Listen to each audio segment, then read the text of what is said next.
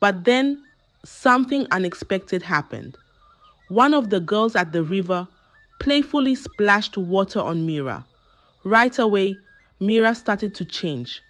Her skin began to look like fish scales, and she was turning into a fish. Once upon a time, in a serene African village, there lived a woman named Nia and her husband. They had been married for many years, yet they were childless.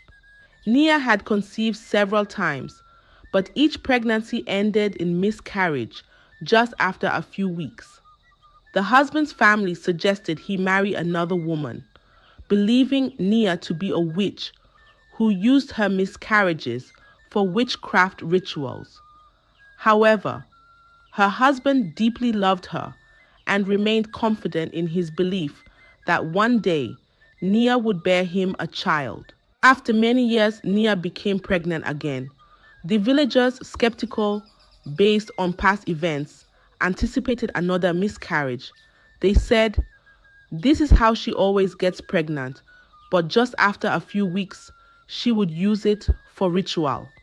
But against all odds, Nia carried the pregnancy beyond 9 months, and to the villagers' astonishment, she gave birth to twins, two beautiful girls named Mira and Nana. This was an unprecedented event in the village, as twins had never been born there before. The village rejoiced at Nia's blessing. People from all around came to her house, showering her with gifts, for twins were considered a great blessing. As Mira and Nana grew, they became beloved figures in the village. Men and women would visit just to spend time with them, some even taking them out to treat them with gifts, and then returning them safely. The twins were like rays of sunshine, adored by everyone in the village. Mira and Nana, the twins, grew up, and their charm was like a spell on the villagers. Everyone loved them. But one day, something strange happened that showed the villagers another side of these twins. Amanda, a well-known trader in the village, often took the twins with her. One day she took them to the market.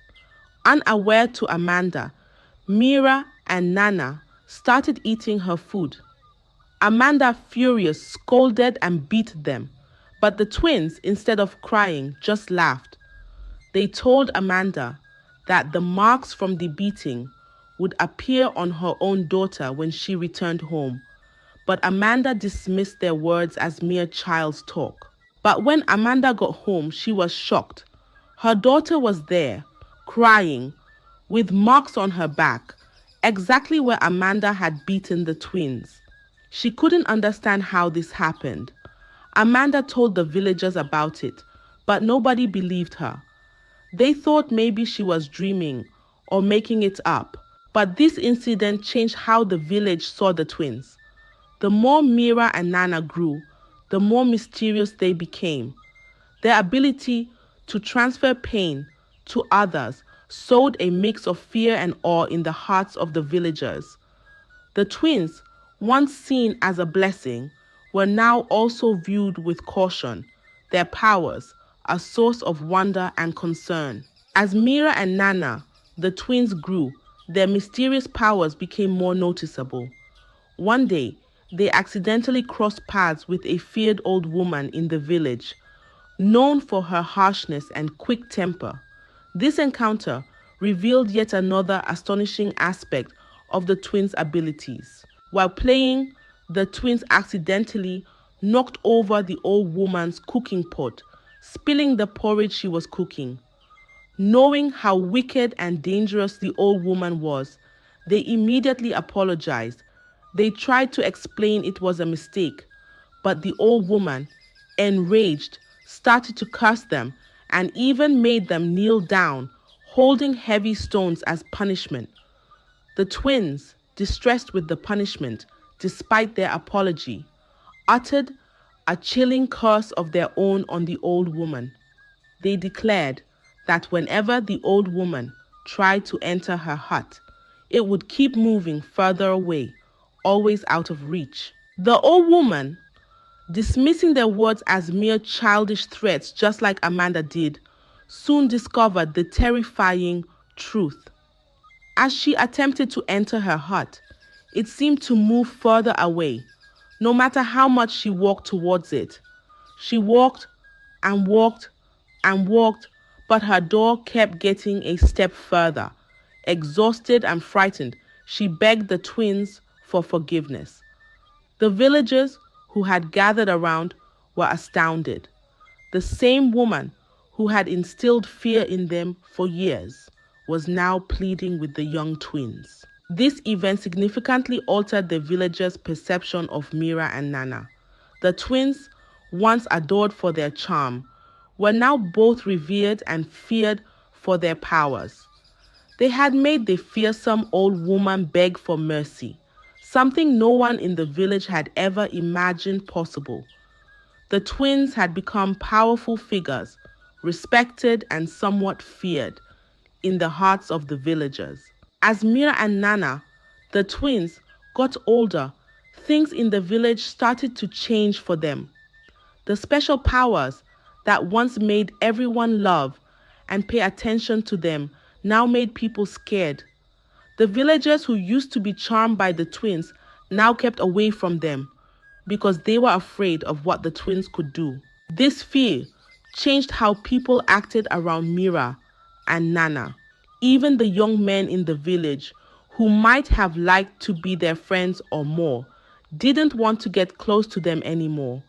Being near the twins and their strange powers was too scary for them. So Mira and Nana started to feel alone. Their powers, which were amazing, made it hard for them to make friends or be close to anyone. Feeling lonely and wanting to be just like other young people in the village, Mira and Nana wished they could play, laugh, and make friends without making others scared. They wanted a normal life, just like everyone else. This wish made them think about breaking one important rule their mother had always told them: never to go near the river. Their mom was always very serious about this rule, but she never told them why. Being curious and wanting to change their lonely life, Mira and Nana decided to go to the river, a place they had always been told to avoid. This choice, made because they wanted to escape their loneliness, was the beginning of a big change in their lives. Mira and Nana, excited for an adventure and wanting to fit in, made their way to the river. The river was always busy with people washing, swimming, and having fun in the cool water. The twins wanted to be a part of this, to play, and be like the other villagers, without worries or fears. At first, the presence of the twins caused fear and confusion. People began to leave, packing up their belongings and quickly moving away from the water. The twins, however, called out to them, pleading for a chance to be seen as just another part of the community. They assured everyone that they meant no harm. They only wanted to play and share in the joy of the river. Slowly, some people decided to stay. They were careful at first, but then things started to feel normal again. The twins were laughing and playing with the others, and it looked like their dream of being just like everyone else was coming true. But then, something unexpected happened. One of the girls at the river playfully splashed water on Mira. Right away, Mira started to change. Her skin began to look like fish scales, and she was turning into a fish. Nana, trying to help her sister, also touched the water and started changing too. Everyone was scared and didn't know what to do. They ran to get Nia, the twins' mother. When Nia came, she saw her daughters turning into river creatures. She was heartbroken, crying as she watched this strange thing happening to her daughters. Her sadness filled the air by the river, showing how helpless she felt as her daughters changed in a way no one could understand. When Mira and Nana changed at the river, everyone in the village was shocked and confused. In all this trouble, the village priest came up with a big secret about the twins. He said that Mira and Nana were actually children of the river goddess. This was a secret Nia, their mother, had kept to herself because she was so scared. Nia then told everyone the truth. She was so afraid of losing her husband and her place in the village that she had gone to see an herbalist a long time ago. The herbalist asked the river goddess to give Nia children, but there was one big rule. The children must never touch the river, or they would go back to the river goddess. There was no way to change the twins back, and now everyone knew they belonged to the river goddess. But there's more to the story. Nia, desperate to help her daughters, went to find the herbalist who had helped her before. But when she got to the herbalist's place, she found out he had died a few years ago. There was no other way to help the twins. With no other way, the village had to make a very sad choice. With lots of crying and praying, they took Mira and Nana back to the river, giving them back to the goddess. But then something amazing happened. The river took Mira and made her one of its own, but it sent Nana back to land as a human again. Everyone was amazed to see the power and kindness of the river goddess. Nia and Nana hugged each other on the riverbank, both happy and sad. They had gone through so much. They had to learn how to live with missing Mira, who was now part of the river, and remember everything that had happened. Nia learned a big lesson: to always wait for God's time, because it is always the best. You see, the story of Mira and Nana, the twins people once called evil, turned into a story about love, trust, and accepting things in the village. It showed that sometimes the best things happen in ways you don't expect, and that life's mysteries can teach important lessons.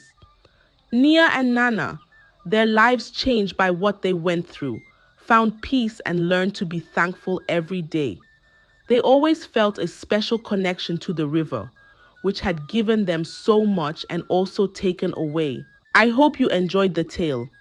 If so, please like the video, subscribe to the channel, and turn on the notification bell so that you won't miss out on the next one. Goodbye.